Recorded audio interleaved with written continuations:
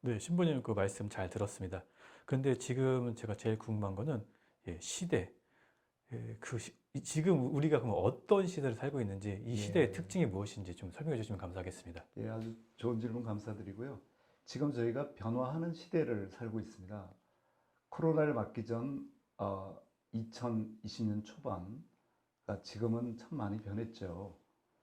그, 그 변화하는 시대를 몇 가지로 정의를 해봤는데요. 저희는 지금 디지털 시대에 살고 있습니다.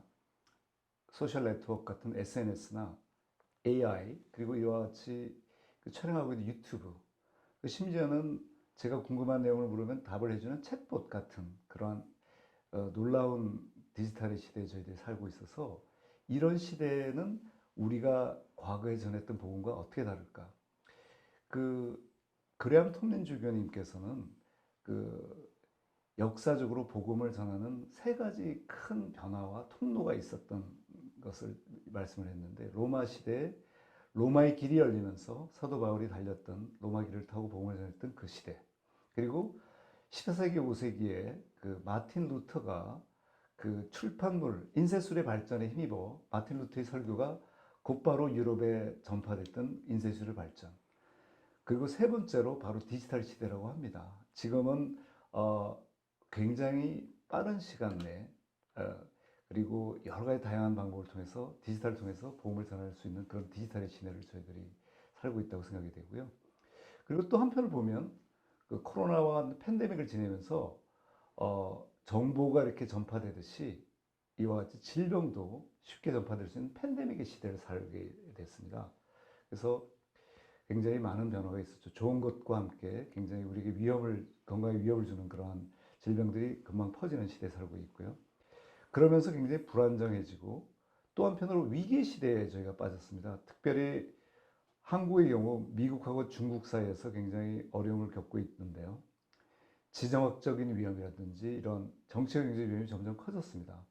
저는 홍콩에 9년 이상 살았었는데 지금 홍콩의 운명을 보면 거의 중국화가 되어 있다고 하죠. 그래서 홍콩에 살던 많은 사람들이 홍콩을 떠나게 되고, 그래서 또한 홍콩도 중국에 가까운 그런 아시아 나라가 되는 그런 현상을 저희가 보게 됐습니다. 그리고 중동도 굉장히 위험한 지역입니다. 그래서 지금 저희는 디지털 팬데믹 시기와 함께 지정학적으로 위기의 시대를 겪고 있습니다.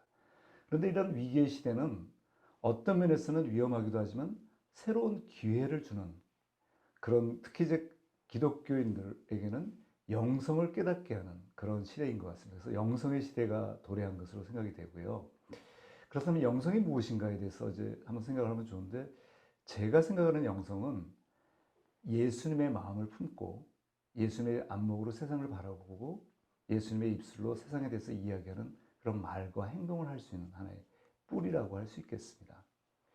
그리고 또한 이 시대는 어떻게 보면 예수님 다시 오실 예수님 재림의 소망의 시대를 가지고 살아갑니다. 이렇게 어려워지고 질병이 넘치고 전쟁의 위험이 퍼져갈수록 우리는 어, 재림하셔서 새하늘과 새 땅을 여실 예수님에 대한 종말론적 신앙을 저희들이 기대하는 그런 시대가 되겠습니다.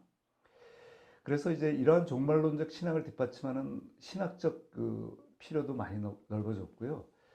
저희가 성공의 대학을 통해서 하고 싶어하는 것도 시대 문화와 선교 연구소에서 전하고 싶은 그 신학적인 내용은 바로 다시 오실 예수님에 대한 소망을 문화라는 형태를 담아서 전하고 싶은 것입니다.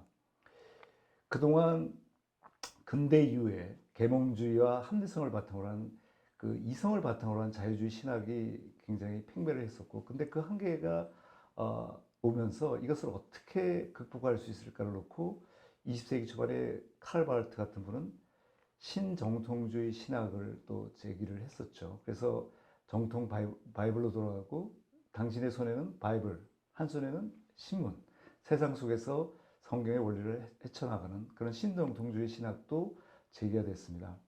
근데 지금의 시대는 어떻게 보면 예수님이 다시 오실 것 같은 종말론, 혹은 또 예수님께서 새롭게 알려주시는 계시론에 근거한 세상과 문화 속에서 예수님의 그런 복음을 다시 재조명하는 그런 시기입니다. 이제는 더 이상 복음을 전하거나 선교를 하는 것이 논쟁에서 이기기 위한 합리적이고 이성적인 차원의 그 토론이나 변정론이 아니라 그야말로 예수 그리스도께서 계시해 준 주님의 다시 오시는 그 지혜를 문화 속에서 아폴로칼립틱 그리고 문화 속에서 칼처럴 안에서 증인의 자격으로 위트니스의 자격으로 담담하고 진솔하고 감명하게 증언하는 위트니스라는 그런 신학의 주류가 나왔습니다. 그것은 이제 21세기 영국 성공회가 그 캔터베리 대주교님 밑에 그런